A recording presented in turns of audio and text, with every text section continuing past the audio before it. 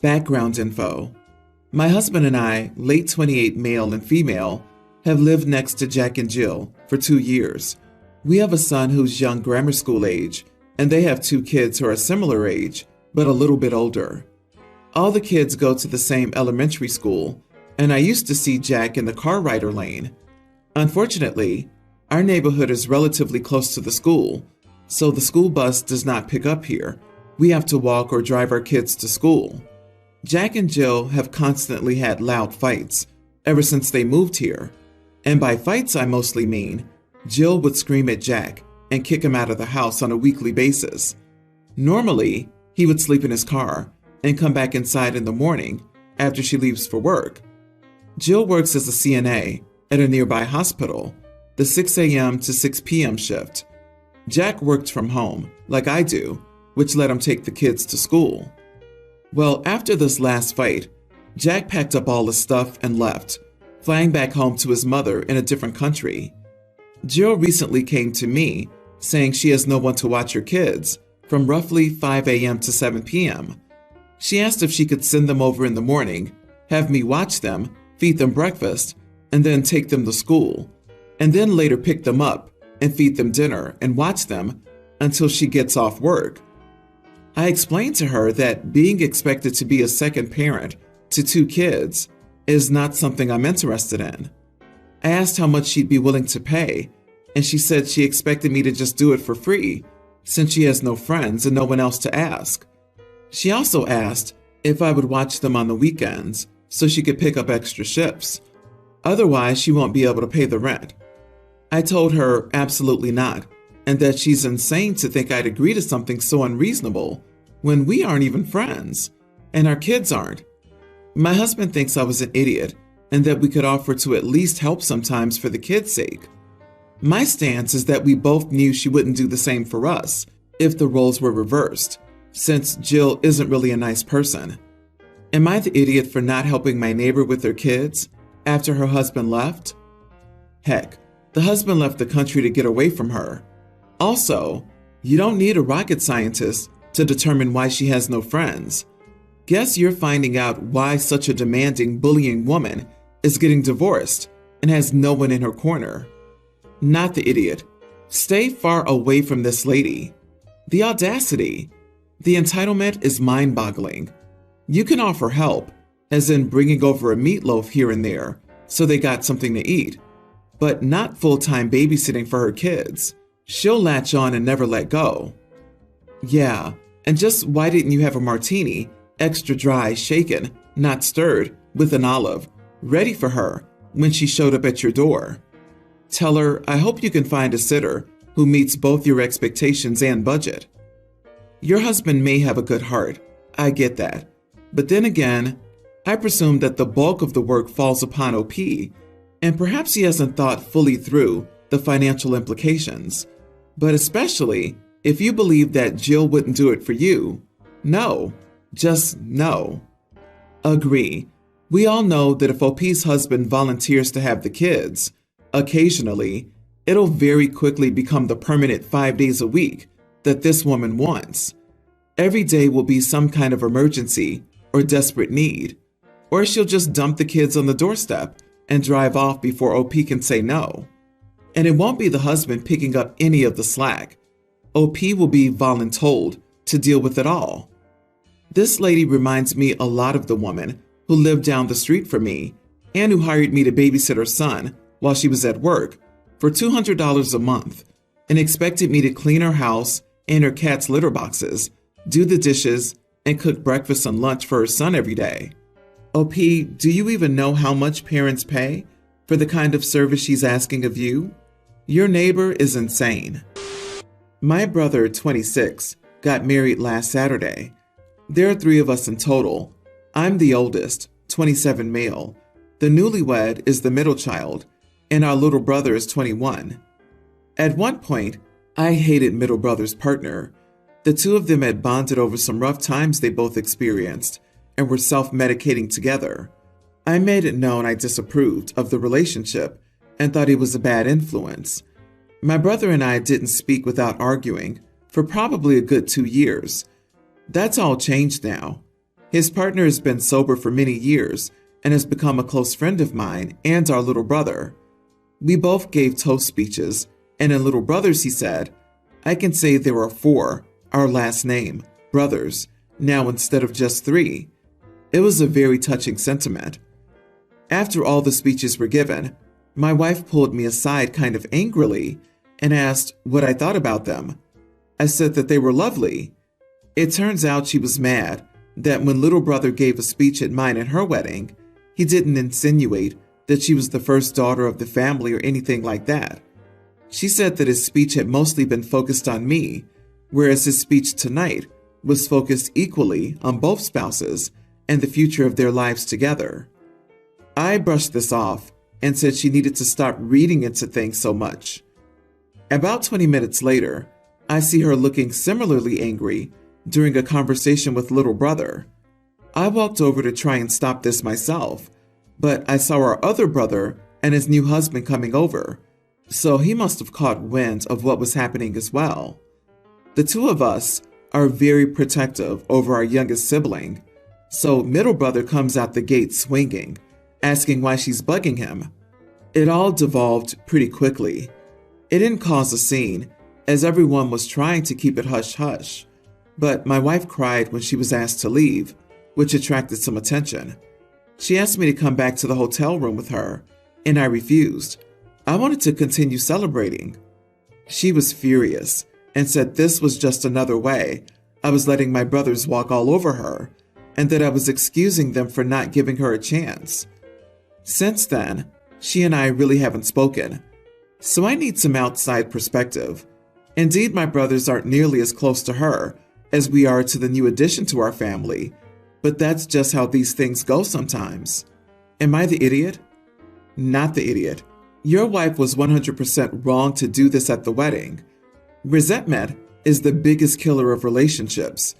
Your wife has put something in her room of resentment, and it isn't going to go away by itself. You need to address it, or it'll continue stewing in the back of her mind, along with anything else she puts in there. Reasonable or not, you should have taken her side, not in an argument, but by calmly removing her from the situation. I find it funny how he says they're extremely protective of the baby brother. He's a grown man, and the 3 of them were willing to defend him from one woman, yet the 3 grown men can't confront his wife, and he doesn't feel the need to be protective over her?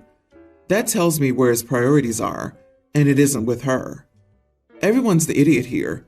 Your wife shouldn't have mentioned anything at the wedding while angry, or not make that speech comparison at all. You should have played a more significant role in escalating the situation quicker. Kicking her out was a crazy punishment for a convo with a little brother, and you not being bothered enough to stop celebrating is telling. You need to ask yourself why your mood wasn't affected at all. I would look at you differently from her perspective. I, nearly adult female, just finished my junior year of high school. For some background, when I was 13, I got into musicals. I spent hours watching and listening to various shows amongst different casts, including any film adaptations of them. I developed a real passion, which I only ended up having more time for during lockdown. It was a great way to escape into something else when I was feeling lonely and closed off, and it really helped me emotionally through the entire ordeal. Due to this, it's become a bit of a dream of mine to go to Broadway and see a show live. I've seen some live regional theater in my state, but I'm in love with the idea of going to Broadway in person. When my grandmother, 62, asked me in my first year of high school what I would like for a graduation present, I asked her if it would be too much to ask for a short trip to NYC to see a Broadway show.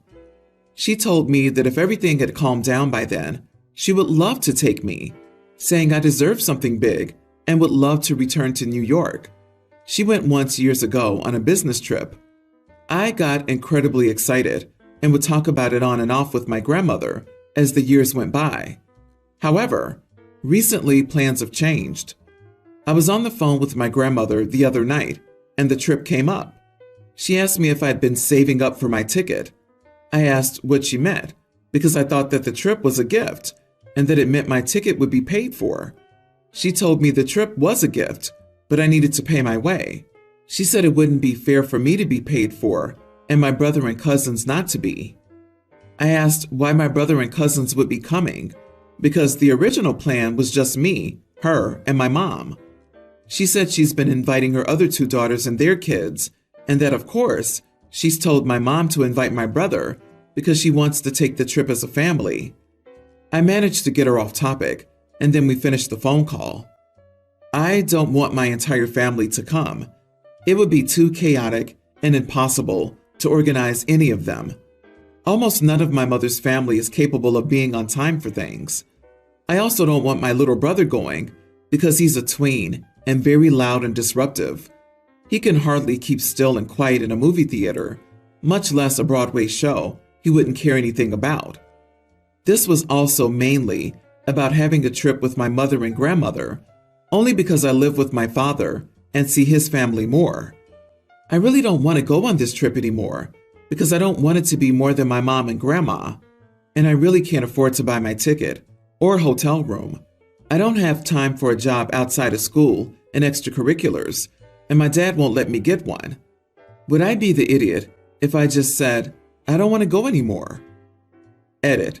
To clarify, the original number of people meant to be involved was 3, me, mom, grandma, and now she's attempting to invite an additional 8 people, 2 aunts, their husbands, their combined 3 kids, my brother, and possibly more. We have to fly. We live over 1,000 miles from the state of New York. That's part of why I don't want so many people going. I know they wouldn't make it to the airport in time, and it would cause issues before the trip even starts. You are not the idiot. This doesn't sound like much of a gift. This is a family trip, not a gift for you. Explain the reasoning in depth to your grandmother. Tell her that because of the circumstances changing quite a bit, it isn't the same thing you asked for or were expecting. And for that reason, you'd prefer not to have that be your graduation gift. Tell her that your extracurriculars don't allow you time for a job. So even if you still want to take the trip, you don't have a way to pay for it. She asked me if I'd been saving up for my ticket. I couldn't get past that part. Like, even if it were reasonable for you to pay your own way, she never told you that you'd have to do so. To bring it up like this, as if it were the expectation all along, which it wasn't, and you both know that, is really scummy of her. You're a high schooler. Did she expect you to be able to pull this money out of thin air? Does she really think you can afford this? What the heck? I wouldn't want to go either, and I'd tell her exactly why. The gift is my presence, Grandma. Probably. Easy solution. You can't go because you can't pay. I'm sure tween bro doesn't have to pay. Find some friends in college who want to make a road trip. Go with them. It might take a couple of more years, but you'll enjoy the experience more. My parents are Asian immigrants and had a fairly typical story. Growing up without much money, studying incredibly hard to get multiple STEM degrees, getting a skilled worker visa to come to the US, working hard for years to become well off enough to live in a gated community and send their kids to private school. Ostensibly, the purpose of working this hard is to provide a better life for your kids than you had, so they don't struggle as you do. But in reality, I've seen a lot of Asian immigrant parents, including mine, pushing their kids to work as hard as they did and punishing them for not. I think this is pointless. If you worked your butt off to provide your children with a better life, then punish them for trying to live that better life by trying to be kids when they can, instead of working every second. Then what was your hard work for? I'm naturally a hard worker, so this isn't something my parents imposed on me. But my younger sister is a bit more carefree. She still gets good grades, is involved in activities, etc., but spends a lot of her time doing normal teenage stuff, like hanging out with friends, dating, etc. My parents are always upset by this, saying how much harder they worked when they were her age, and how she has a much easier life than them. They often threaten to give her less freedom and more work because she's lazy and has too much free time. I asked them, isn't that the point? They worked hard so that their kids could have a life that was better than theirs, and enjoy being a kid instead of worrying and working hard every second. If they're going to complain about them having and enjoying that better life and take it away, then make them live as hard as you did, then all the hard work they did as immigrants was pointless because it still resulted in the same difficulty. It's like what John Adams said about his generation studying war and politics so his kids could learn commerce and their kids could study poetry and art. The fact kids had more free time to enjoy life nowadays is a sign that my parents succeeded, and they should be happy about it. Instead, they got incredibly upset with me for calling their hard work pointless. They said that I was extremely ungrateful for all the sacrifices. I think that's colossally missing the point, but they think I'm the idiot. They don't want you to have a better life. They want you to be more successful than they were. To them, you got to skip all the hardships they went through. They don't see it as, so now you can enjoy it. They see it as, we carried you down the road so that you're starting at a better point than we did, so you can go farther than we ever could. You're not the idiot, but you've misunderstood where they're coming from. Dude, if they had taken the time for leisure as your sister does, you and your sister probably wouldn't exist, much less be in the privileged position that you're in. You need to understand that they didn't sacrifice just so y'all could enjoy life. It's a critical distinction. I feel like you've insulted them and don't respect their hard work and sacrifices. A bunch of internet strangers telling you you are or aren't the idiot isn't going to fix this. You'll have to talk to them and explain how you mean it. I, 21 female, met my fiancé, 23 male, through my stepsister, 23, as their friends. My stepbrother has told me multiple times since I started seeing my fiancé that he was using me for intimacy and that I shouldn't think I meant more to him than other girls he dated, as I wasn't the type of girl he would marry. I've been feeling happy and a little smug since my fiancé proposed, but my stepbrother has told our family that he only did it because I'm pregnant, even though I only told him after he proposed. He claims my fiancé already knew, but I doubt it. I said, I guess you aren't as close to him as you thought you were, to my stepbrother, after he made a comment about how my fiancé could still leave me when my stepdad said he was happy that my fiancé was stepping up. My stepbrother considers my fiancé one of his best friends, so I know he's bitter that he never told him he was planning to propose, and my comment struck a nerve.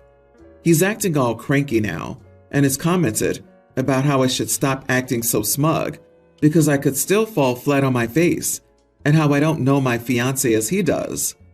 Am I the idiot? Edit.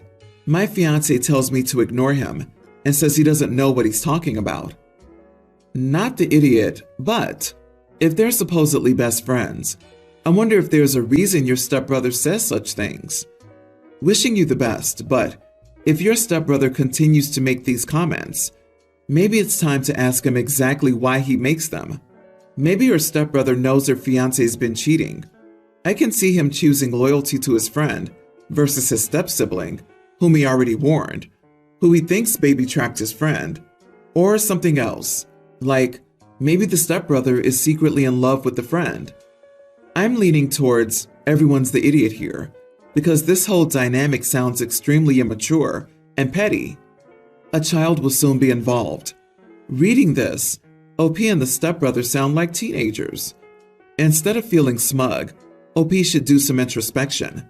The stepbrother may just be jealous, or looking to cause drama, or there may be some truth to what he's saying, based on what his best friend has communicated to him. Yeah, I'm not buying it. OP said stepdad said he was glad fiancé was stepping up. Why would he say that if no one knew she was pregnant before the proposal? I smell a rat. Maybe a baby trap to rub her brother's face in it. People have killed for less. I think something's going on between OP and her stepbrother, but just my opinion.